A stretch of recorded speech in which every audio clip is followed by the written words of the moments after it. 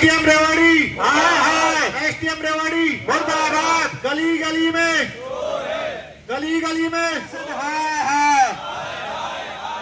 SDM का तबादला करो, एसडीएम का तबादला करो, तबादला करो, तबादला करो। जिला प्रशासन हाय एसडीएम रेवाड़ी मुर्दाबाद, मुर्दाबाद, मुर्दाबाद, मुर्दाबाद, मुर्दाबाद। खींच लाएंगे कुर्सी से,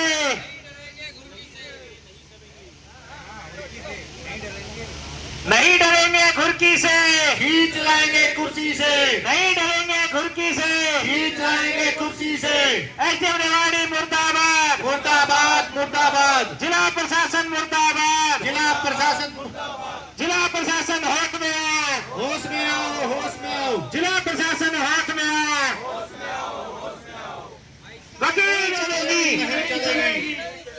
जिला प्रशासन होश में आओ, होश में आओ, होश में आओ। एसडीएम रेवाड़ी मुर्दाबाद, मुर्दाबाद, मुर्दाबाद। एसडीएम रेवाड़ी मुर्दाबाद, मुर्दाबाद। रेवाड़ी के अधिवक्ताओं और एसडीएम के बीच पिछले 2 महीनों से जो तनाव की स्थिति थी, आखिरकार वो चरम पर पहुंची है।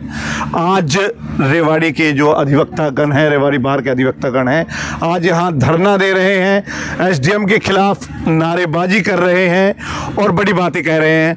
हम जो जिला बार के प्रेसिडेंट हैं विश्वामित्र यादव, उनसे बातचीत करेंगे। यादव साहब, क्या पूरा गतिरोध है? 2 महीने से सुलझ नहीं पा रहा।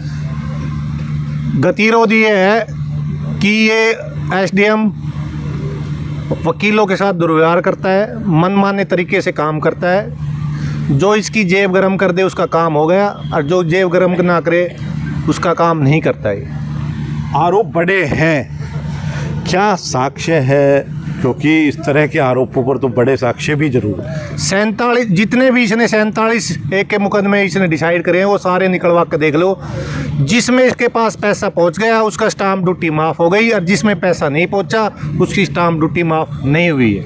आम पब्लिक कैसे समझे किस तरह का भ्रष्टाचार हुआ है? थोड़ा सा खुल के थोड़ा सा बताइए। 47 से क्या होता है? 47 से वो है जो रजिस्ट्री करवाते टाइम स्टाम्प एक्स्ट्रा निकाल देती है सरकार, किसी के स्टाम्प पूरे नहीं भरते, कोई अपने एग्रीकल्चर के हिसाब से स्टाम्प दे देता है, लेकिन सरकार उसको कमर्शियल में कर देती है। तो स्टाम्प जो है एक्स्ट्रा निकालती है वो 47 से है। तो क्या इसकी ताकत एसडीएम के पास रहती है कि भाई स्टाम्प कम ज़्यादा हो तो हम रजिस्ट्री करा दें? घर की भाई काका लिखने सब कुछ इन्हीं के हाथ में है। ये चाहे तो उसको कमर्शियल से एग्रीकल्चर में कर ले, और जिसके पैसे पहुंच जाए, और जिसके पैसे ना पहुंचे उसको कमर्शियली दिखा दे। तो इससे अधिवक्ताओं का क्या नुकसान है, ये थोड़ा सा मैं जानना चाह रहा था। अधिवक्ता समाज का एक स्तंभ है। हमेशा अधिवक्ता ने समाज की आवाज़ उठाई है। जो गरीब आदमी हमारे रेवाड़ी के अपने खून पसीने की कमाई करके यदि कोई प्लॉट या कोई ज़मीन खरीदता है और उसको इस तरीके से लूटा जा रहा है, तो उसकी आवाज़ अधिवक्ता ना उठाए तो और कौन उठाएगा?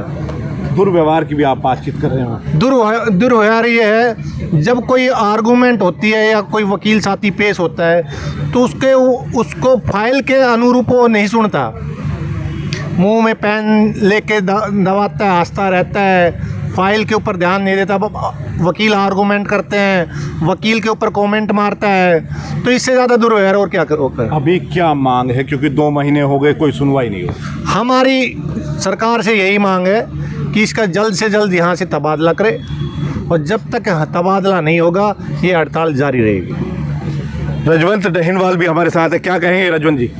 देखिए, जो वकील यहाँ पर बैठे हैं एक अपनी जायज़ मांग को लेकर बैठे हैं कि किस प्रकार वकीलों को प्रताड़ित किया जा रहा है। क्योंकि जब वकील किसी के हक के लिए लड़ाई लड़ता है और उसके साथ अगर गलत होता है तो वकील उसकी आवाज़ उठाता है, और आज उसी आवाज़ को उठाकर हम यहाँ पर बैठे हैं।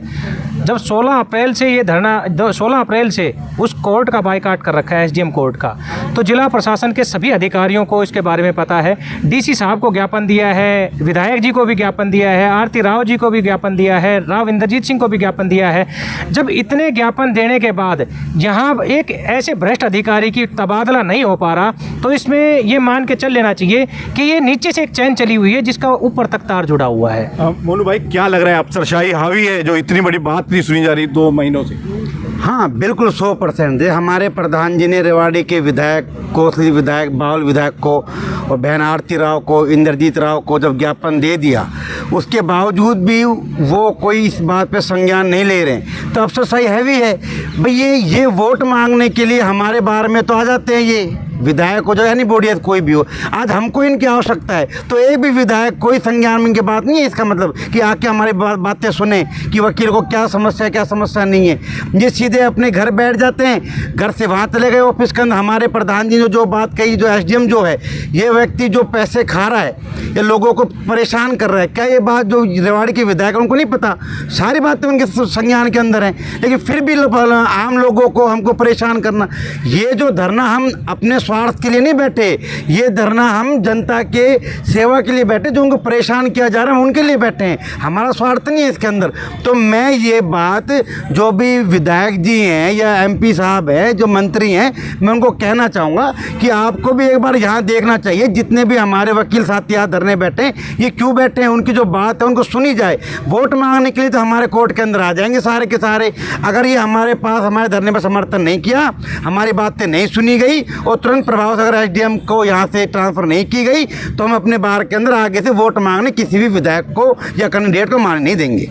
तो सीधे तौर पर अधिवक्ताओं की बातें आप सुन रहे हैं, बेहद गुस्से में हैं। सिर्फ एसडीएम की ट्रांसफ़र की ही बात नहीं कर रहे, जनप्रतिनिधियों को भी चेतावनी दे डाली है कि अगर कार्रवाई नहीं हुई तो वोट के लिए आने की ज़रूरत नहीं है। तो देखते हैं और कितना लंबा चलता है ये गतिरोध। क्या सरकार कुछ कार्रवाई करती है या फिर अधिवक्ता और अधिक आक्रोशित होते हैं? आने वाले दिनों में सारी तस्वीर साफ हो जाएगी। दस्तक हरियाणा के लिए अमित सैनी की रिपोर्ट।